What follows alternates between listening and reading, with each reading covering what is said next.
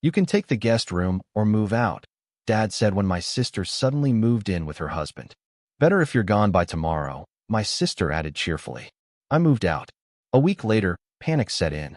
I, 32M, stared at the suitcases piled in the living room like a hostile takeover had just occurred. My sister and her husband had arrived that morning, unannounced, with enough luggage to suggest permanence rather than a visit. Dad sat in his recliner, avoiding my eyes, while my sister lounged on the couch I'd picked out 3 years ago when I moved back home to help with his care after the stroke. The conversation that followed felt surreal. Dad explained, in his halting post-stroke cadence, that my sister needed a place to stay for a while. Her husband had lost his job, and they'd been evicted from their apartment. Family helped family, Dad said, and I needed to understand that they required the master bedroom since there were 2 of them. I could take the guest room if I wanted, or I could find my own place. His tone suggested which option he preferred. My sister chimed in then, that bright, cheerful voice she used when she wanted something. She added that it would actually be better if I was gone by tomorrow. Less awkward for everyone, she said. More space for them to settle in properly. She smiled while she said it, like she was doing me a favor. I stood there for a long moment, processing the casual brutality of it. 3 years I'd been here. 3 years of managing Dad's medications, driving him to appointments, cooking meals that fit his dietary restrictions, handling his bills when his hands shook too much to write checks. 3 years of putting my own life on hold because family helped family, just like he said. My sister had visited maybe 4 times in those 3 years. Always briefly, always with excuses about how busy she was. Her husband had never bothered to visit at all. I asked Dad if this was really what he wanted. He wouldn't look at me directly, just muttered something about not having a choice, about blood being thicker than water, about me being young enough to start over somewhere else. My sister patted his hand supportively, already acting like the dutiful daughter who'd always been there. I went upstairs to my room, soon to be their room, and started packing. My hands shook, but I kept them moving. Clothes into boxes, books into bags, 3 years of life reduced to whatever could fit in my sedan. My sister appeared in the doorway at one point, asking if I needed help. Her tone was saccharine, false concern masking something that looked a lot like triumph. I told her I had it handled. She lingered anyway, commenting on how much stuff I'd accumulated, how it would be nice to finally have proper space in this room. She wondered aloud if I'd taken good care of Dad's things, said she'd be checking everything to make sure it was all in order. The implication was clear. I was unreliable, possibly even stealing from our father. She was the responsible one, coming to save the day. By evening, I had everything packed. Dad made one last half-hearted attempt to suggest the guest room again, but my sister talked over him, saying fresh starts were good for everyone. She was already measuring the windows for new curtains. I left before sunrise. Dad was asleep. My sister and her husband were asleep. I loaded my car in the dark and drove away from the house I'd called home for 3 years, from the father I'd sacrificed for, from the sister who'd just erased me with a smile. I spent that first night in a motel, then a week in another. I used the money I'd been saving, money that should have gone toward my own apartment years ago, but had instead gone toward property taxes and roof repairs and the adjustable bed Dad needed. I'd been stupid enough to think I was investing in family. Job hunting with no fixed address was harder than I'd expected, but desperation made me resourceful. I found work at a warehouse, loading trucks on the night shift. It wasn't glamorous, but it paid. I found a studio apartment in a questionable neighborhood, but it was mine. I rebuilt piece by piece, day by day. I didn't call Dad. He didn't call me.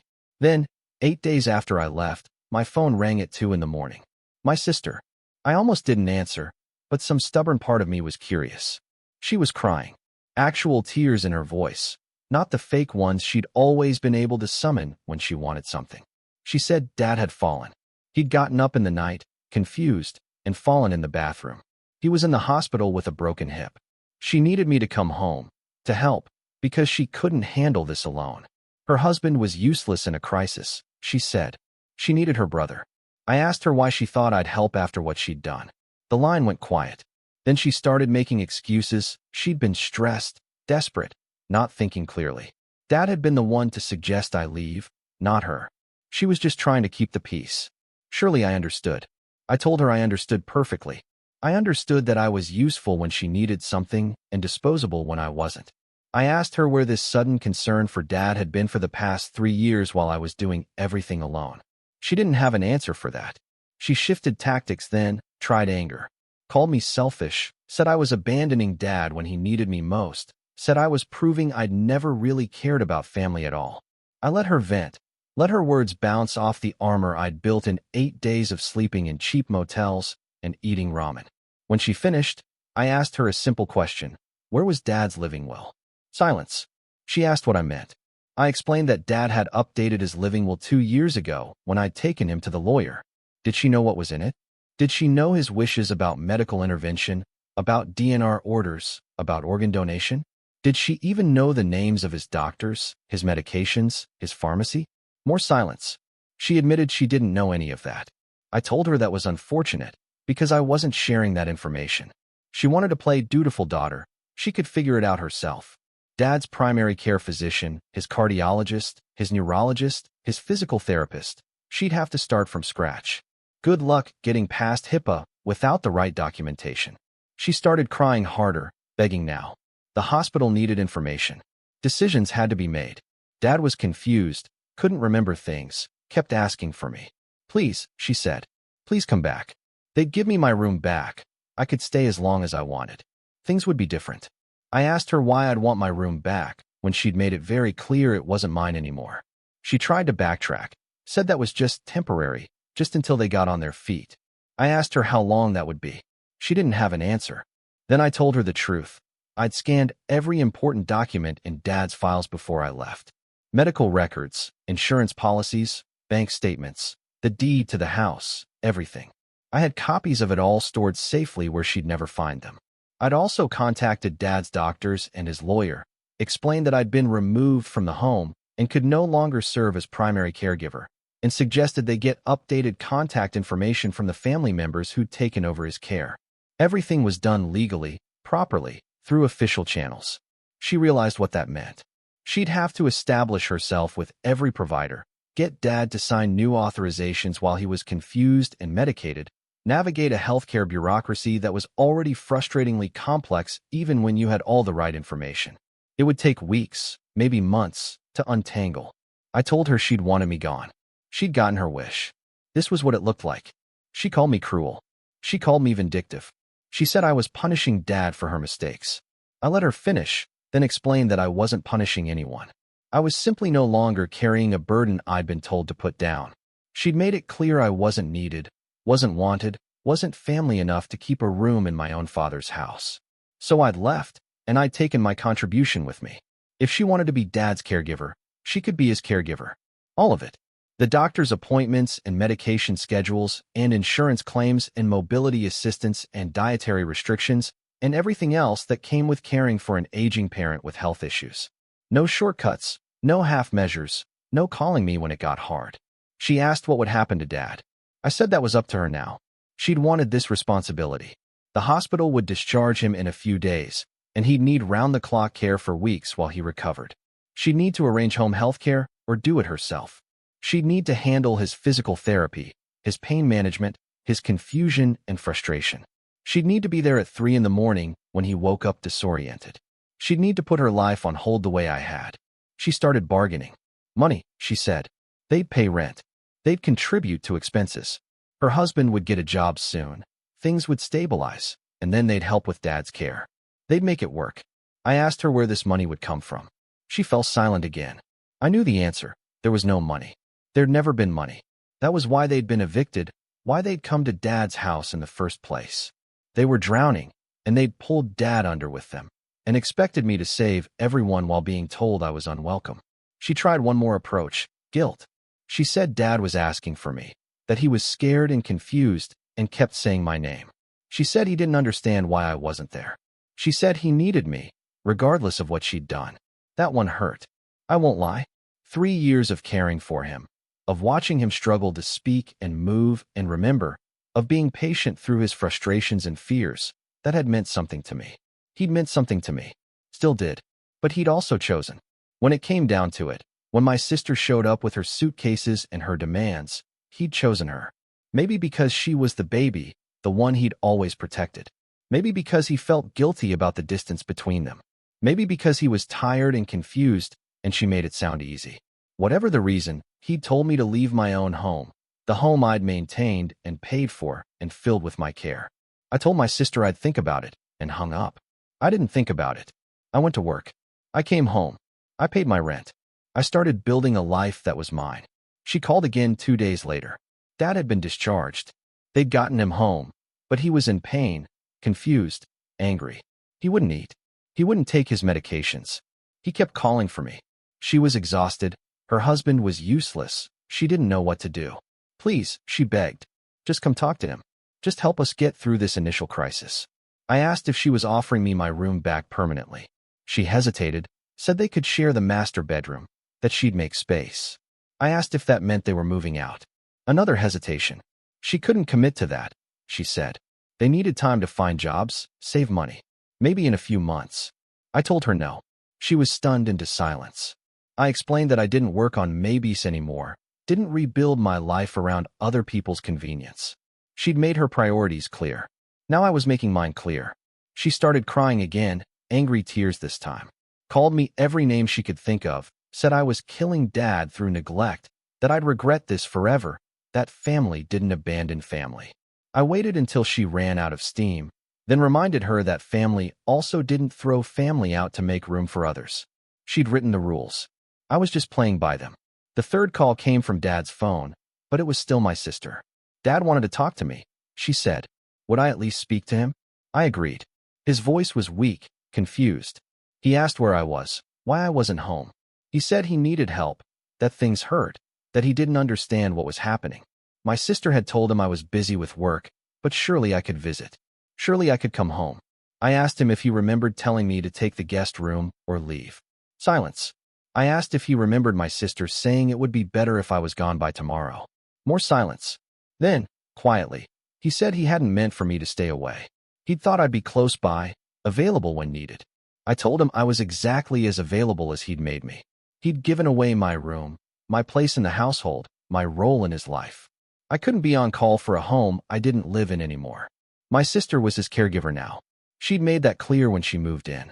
He tried to argue, said that wasn't what he wanted, that it had all gotten confused. I asked him what he did want. He couldn't answer, or wouldn't.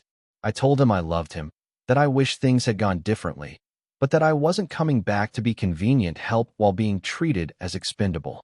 If he wanted me in his life, really wanted me there, then choices needed to be made. Real choices, not vague promises. He started crying. Quiet, broken sounds that tore at me. But I held firm. My sister took the phone back, furious. She said I was torturing him, that I was a monster, that she'd make sure everyone knew what I'd done.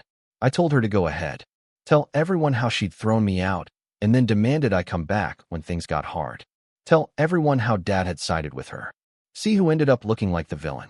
She hung up. Update 1. 3 weeks passed. I heard nothing. I worked my shifts, furnished my apartment piece by piece from thrift stores, started sleeping through the night for the first time in years. No midnight emergencies, no medication schedules, no constant vigilance. Just silence. Then I got a call from Dad's lawyer. He asked if I was available to meet. Something in his tone made me agree. His office was downtown, expensive and intimidating. He got straight to the point. Dad had contacted him about updating his will. The lawyer had some concerns about Dad's mental state and the circumstances and wanted to speak with me before proceeding. He asked what had happened. I told him everything. The sudden eviction from my own home, my sister moving in, the demands for help after they'd thrown me out. The lawyer listened carefully, taking notes. Then he shared something interesting. Dad's current will left everything split evenly between my sister and me. But Dad was now trying to change it to leave everything to my sister. The lawyer had stalled, citing proper procedures and waiting periods, but he was worried. Dad seemed confused about basic facts, kept contradicting himself, and my sister was present for all their conversations, often answering questions for him. The lawyer asked point-blank if I thought my sister was manipulating Dad. I said I thought my sister was desperate and Dad was vulnerable. Bad combination. He asked if I wanted to contest any changes to the will. I thought about it, really thought about it. Then I said no. If Dad wanted to leave everything to my sister, that was his choice. I wasn't going to fight over money or property, but I did want to make sure Dad was actually making that choice himself, not being coerced. The lawyer nodded, said he'd insist on a private meeting with Dad, possibly with a medical evaluation to establish competency. He'd do his job properly, regardless of what my sister wanted. I thanked him and left. 2 days later, my sister called again. She was apoplectic. The lawyer was refusing to process Dad's will update, was demanding psychiatric evaluations, was treating them like criminals. This was my fault, she said. I'd poisoned everyone against her. I asked if Dad had actually requested the will change or if she'd suggested it. Silence. I asked if she'd been in the room when Dad called the lawyer. Silence. I asked if she understood what financial elder abuse was. She hung up. Update 2. A month after I moved out, Dad's neighbor called me. The older woman who lived next door, who'd known our family for years. She said she was worried about Dad. She'd seen my sister leave the house several times for hours, leaving Dad alone. She'd heard arguing, heard Dad crying. She'd seen him in the window, looking lost. Was everything okay? I explained the situation carefully, not bad-mouthing anyone, but being honest about what had happened. The neighbor was horrified. She'd assumed I was still there, didn't realize I'd been kicked out. She asked if there was anything she could do. I gave her the number for Adult Protective Services. She gasped, said that seemed extreme. I told her Dad had a broken hip and needed constant care. If my sister was leaving him alone, unable to reach a phone or get help in an emergency, then someone needed to intervene. It wasn't about revenge. It was about safety. She said she'd think about it. I didn't push. 3 days later, my sister called at 7 in the morning, screaming. Social workers had shown up at the house. Someone had reported neglect. They were interviewing Dad, inspecting the house, asking invasive questions. How dare I, she said. How dare I call the authorities on my own family? I asked her calmly if Dad was being neglected. She sputtered, said of course not, said she was doing her best. I asked if her best included leaving a man with a broken hip alone in the house while she went out. She said she had errands to run. She couldn't be there every second. I asked if she'd arrange for home health care like the hospital recommended. Silence. The social worker wanted to talk to me. She finally admitted. They were asking about me, about why I wasn't involved in Dad's care anymore.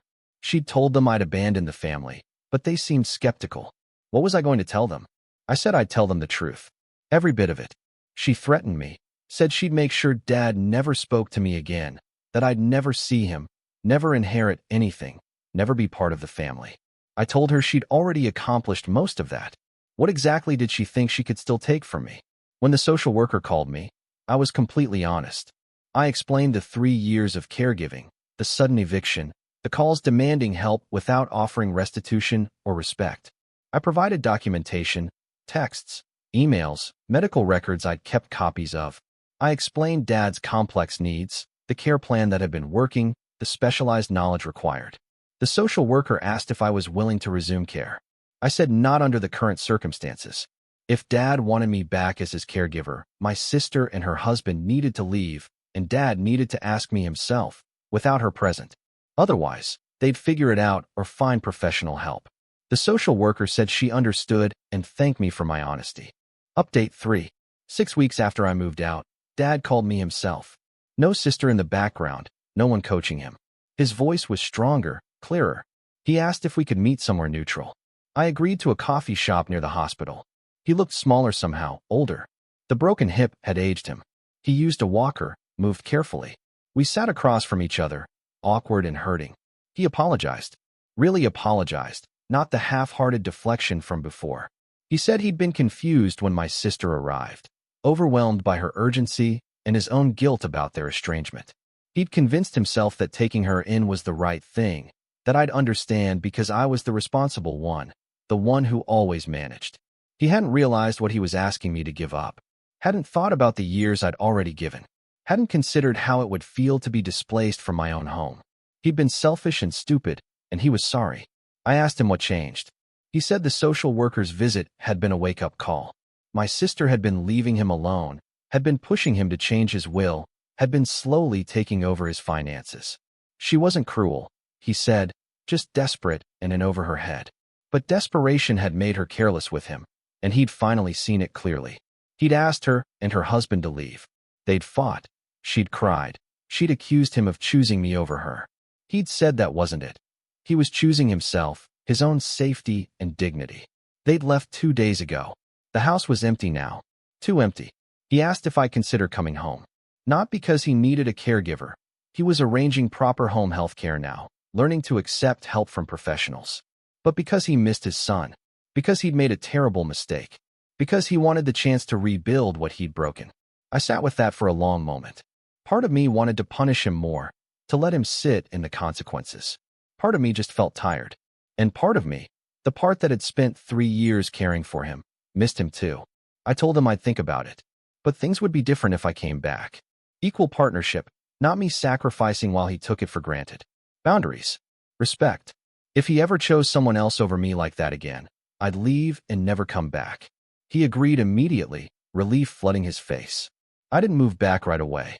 I kept my apartment, started visiting regularly instead. Slowly, carefully, we rebuilt trust. He met with his lawyer, properly this time, without my sister present, and clarified his wishes. He set up healthcare and financial safeguards. He started treating me like a partner in his care, not just unpaid help. My sister tried to reconcile a few times, but her apologies always came with justifications, with blame shifting. She never quite admitted what she'd done wrong, just that things had gotten complicated. I kept my distance. Maybe someday we'd repair that relationship, but not while she couldn't take real responsibility. 6 months later, I split my time between my apartment and Dad's house. It wasn't perfect, but it was honest. He valued me now in a way he hadn't before, and I valued myself enough not to accept less than I deserved. We both learned hard lessons. The night I finally moved some of my things back into my old room, my room again, properly mine, Dad thanked me. I told him we didn't need to keep rehashing it. He shook his head, said this was different. He was thanking me not for coming back, but for leaving in the first place. For having enough self-respect to walk away when I wasn't being treated right. It had taken me leaving for him to understand what he'd actually lost. I realized he was right. Sometimes the most loving thing you can do is refuse to be mistreated, even by people you care about. Sometimes you have to let people feel the full weight of their choices before they'll change. And sometimes, the only way back to family is through the willingness to walk away from it. Thank you for watching. If you enjoyed this story, please hit that subscribe button. Don't forget to give it a thumbs up and share it with friends or family who might enjoy it too. Your support means a lot to us.